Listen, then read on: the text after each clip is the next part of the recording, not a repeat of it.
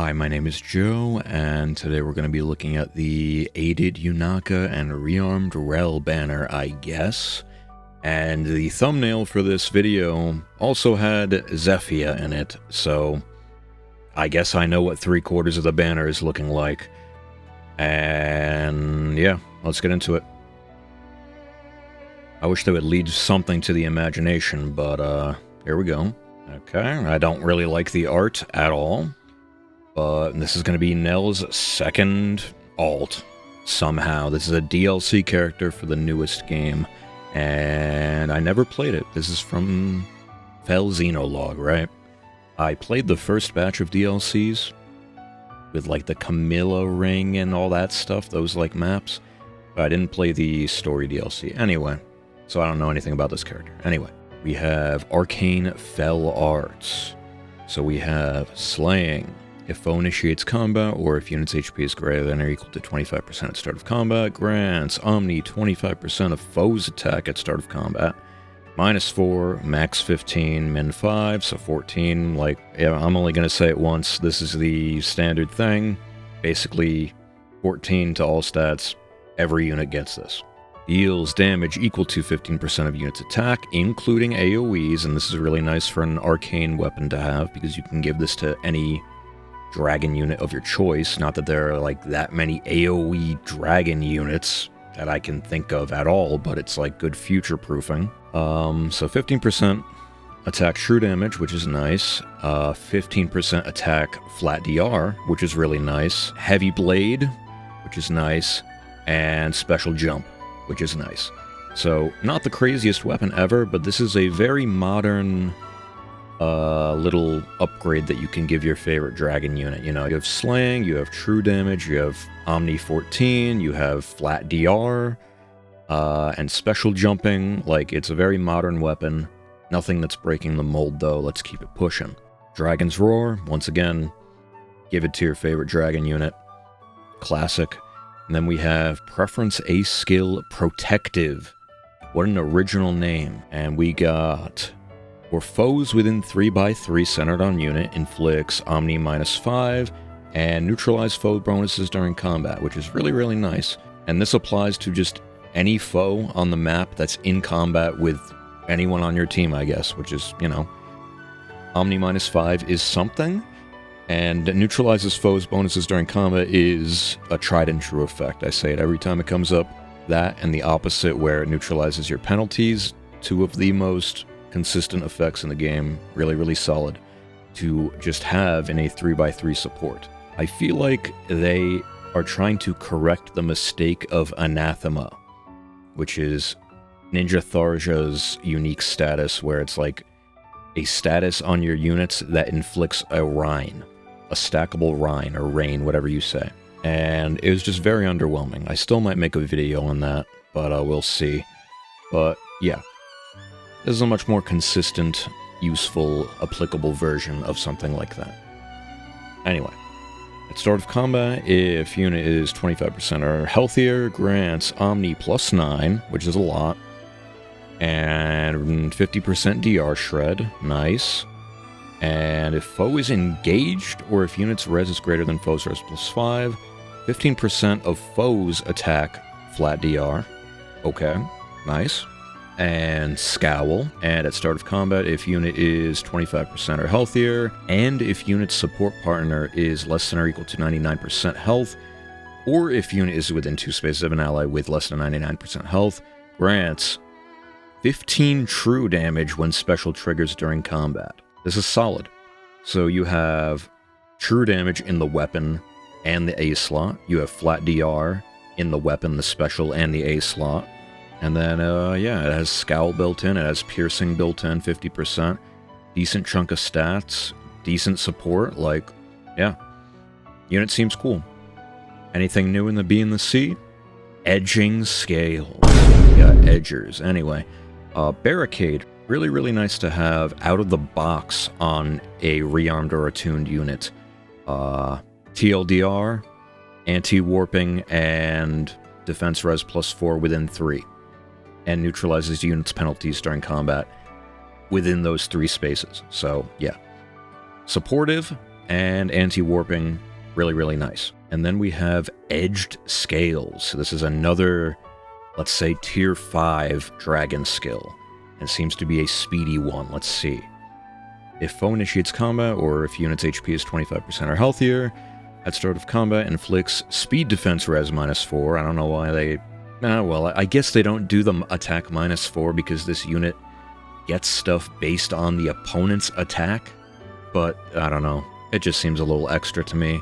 Deals damage equal to 15% of foe's attack. There it is again. So this is her third layer of true damage based on foe's attack. Cool. Reduces damage from foe's first attack by 10. Okay. Third layer of unpierceable DR.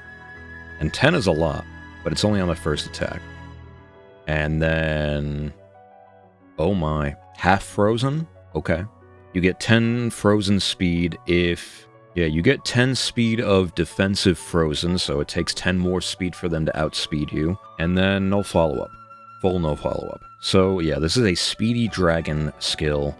You get some true damage, you get a little bit of a daunt, you get 10 flat DR, and full no follow-up. And the 10 flat DR, only being on the first hit, is because this is meant for speedy units, and it has no follow-up built in, so... ideally, you don't get doubled, so it doesn't matter, right? That's the idea. So, is this best in slot on a unit like Winter Alir, Duo Alir? I don't remember if that unit has no follow-up built into the kit and the weapon or anything. I don't think so, but yeah, this is pretty good. Pretty good skill. More true damage, more flat DR. This unit has a really good kit out of the box. Especially if you just want to give your favorite dragon unit modern skills without having to do any like fancy inheritance shenanigans. Like you can give your favorite unit all this stuff pretty easily. So yeah, and she's a blue infantry, right? Personally, I don't really have any dragons that are super invested. I think my only +10 dragon ever is Noe, way back when she was a good unit. Who is this, dude? This is a dragon, I guess. Rafal. I have no idea who this is, but he's a dragon... oh my. No B-slot? Dragon armor. Which is a pretty rare combo. So, Fell Slaystone, effective against cabs. Even though this unit is a red unit, the cab effectiveness could make him effective against Sigurd. Let's see. So you have cab effectiveness, slaying, Omni +4 to allies within 3, and inflicts guard on their foes during combat. Okay.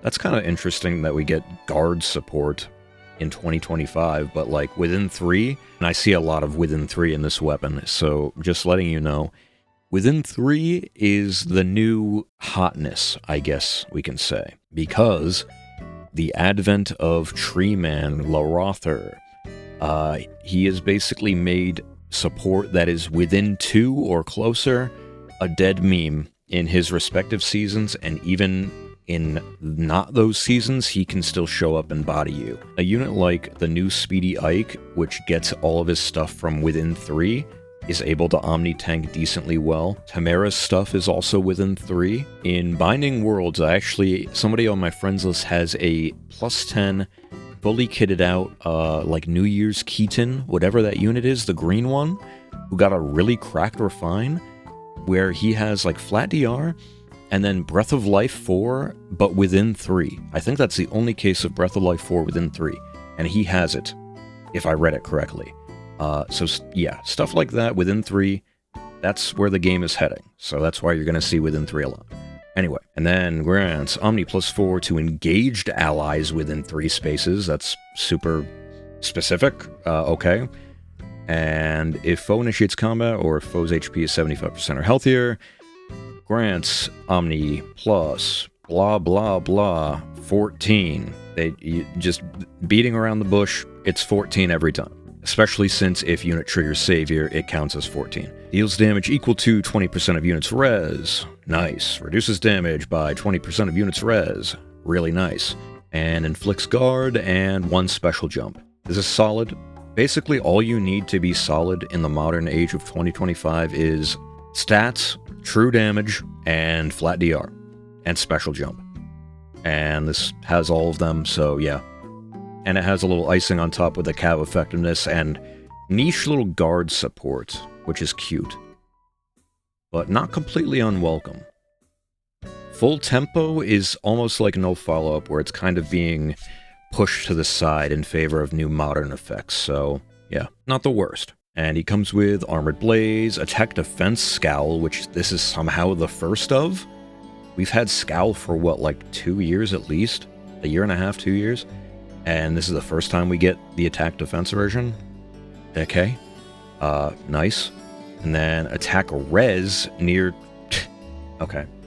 They really just wanted to print the new versions of these skills, like the ones that they didn't have already, like Attack Defense Scowl and Attack Res near save. They just use this unit as a vehicle to print that, so if these skills make your favorite armor unit, like, optimal, then go for it, but, like, those two being on this unit is kinda cringe. Like, obviously it would have been better if it was Attack Defense near save, but yeah, whatever. And then, what, Zephyr? Celestia. Okay, so... yeah, this is like the friggin' multiverse of madness, right? In the DLC where it's alternate versions, and it's a demo? Dude, come on. Normal Zephyr is already in the game, and she's a Grand Hero Battle unit. Why couldn't you give her an actual ult? And this is a popular unit, too. I'm very surprised. Grand Lantern is whatever you get, like, Duo a Green effect minus the +1 move, so, like, that's okay. You could put this on a Dancer and probably, you know, that's fine. Nothing crazy. Moonbow, Catch, Rhine. Literally nothing new. Why did they make this unit? And then we have Aided Yunaka. So right off the bat, aided units, much less enticing to pull for than any other type of unit. There's no duplication, you know, potential right out of the box, but anyway. You get +1 to all stats. It's whatever, but I'm predicting the second coming of Winter Yunaka. Because that unit came and went in like a month, dude. That unit was like the best unit in the game for a month, not even, it felt like. She had like a Wind Tribe Claude level of shelf life, it felt like. So, kind of think this is going to be a colorless cav again, with a modern kit. We'll see though. Well, she's colorless and infantry. That doesn't mean she won't have extra move or something. That art is devious, by the way. So I'm already not seeing that much new stuff. And before we get into it, my other prediction is that she will have movement built in, and also some form of, like, the avoid from Engage.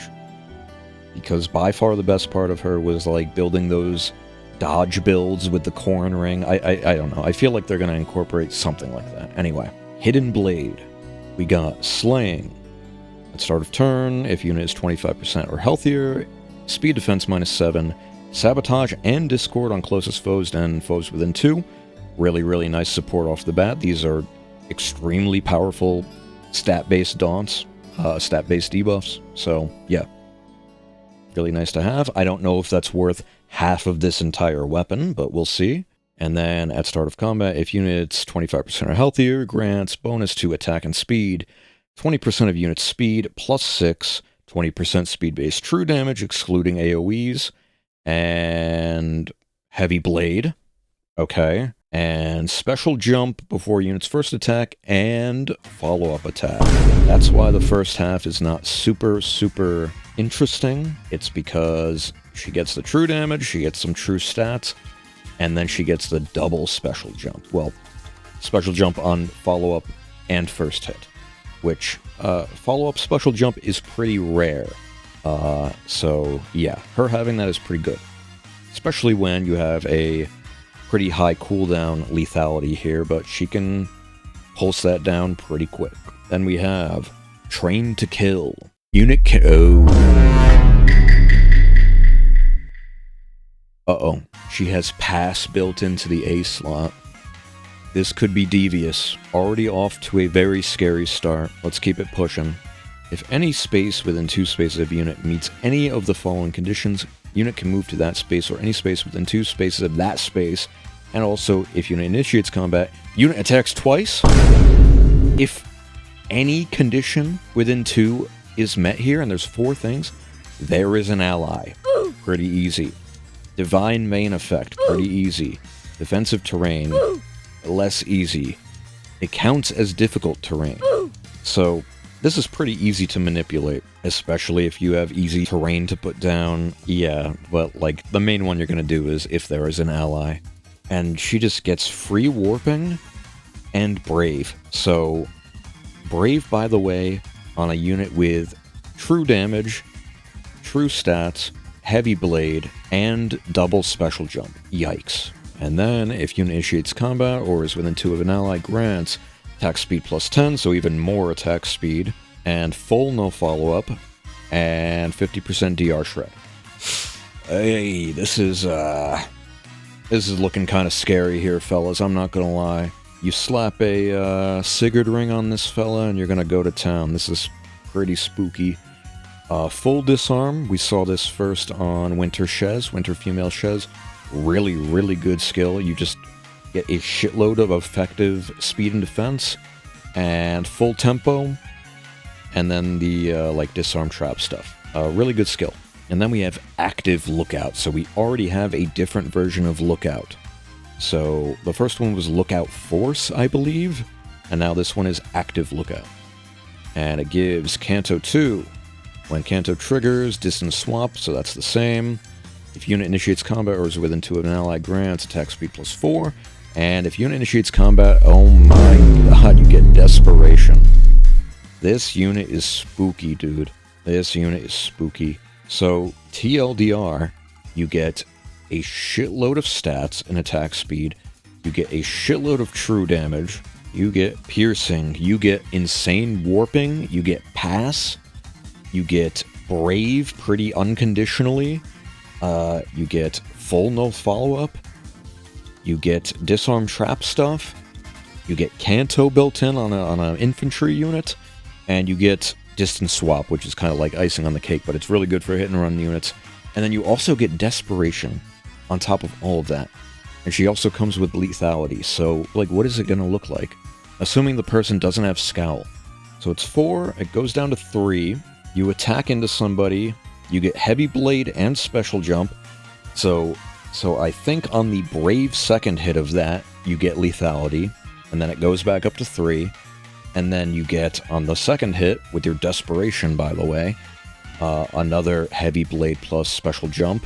So this unit is looking like it'll proc lethality 2 times per combat. But this is scary. This is really, really scary.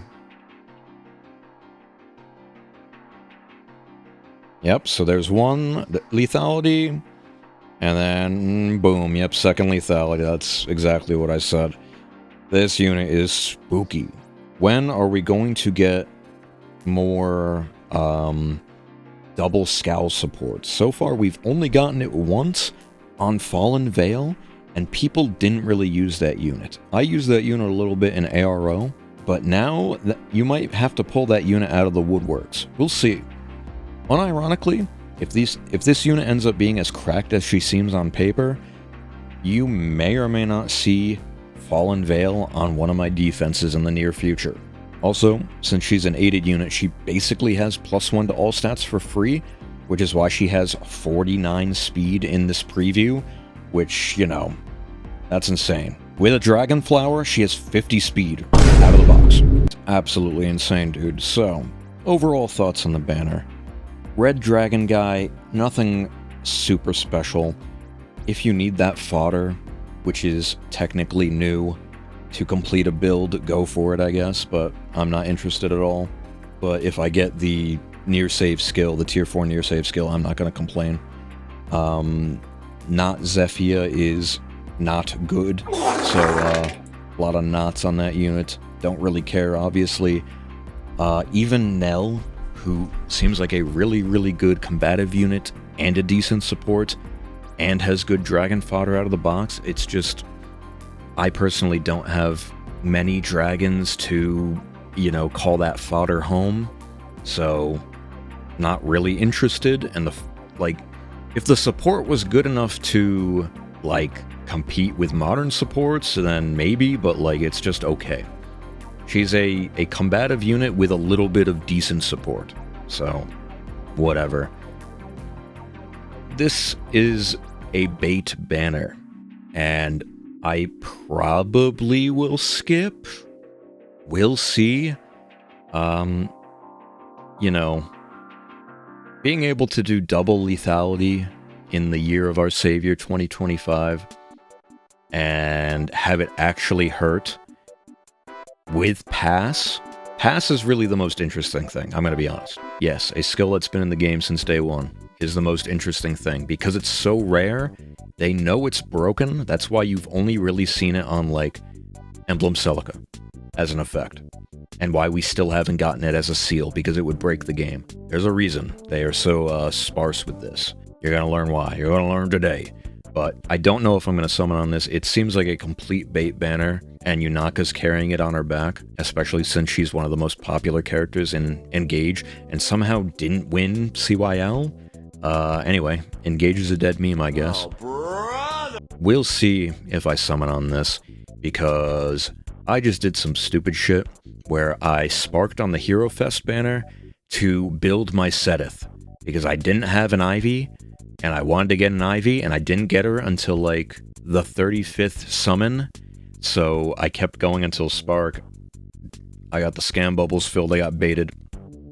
I spent like 200 orbs on that banner, dude, I'm an idiot. But I got like 2 Ivies and a Lucina out of the deal, so yeah, it's fine. I have Soaring Guidance Echo, it's fine. All that's to say, I still need to gather up some orbs for a Hero Rises, which is going to be in a month, right? Like, a month or less, something like that. But yeah, we'll see if I summon on this, dude.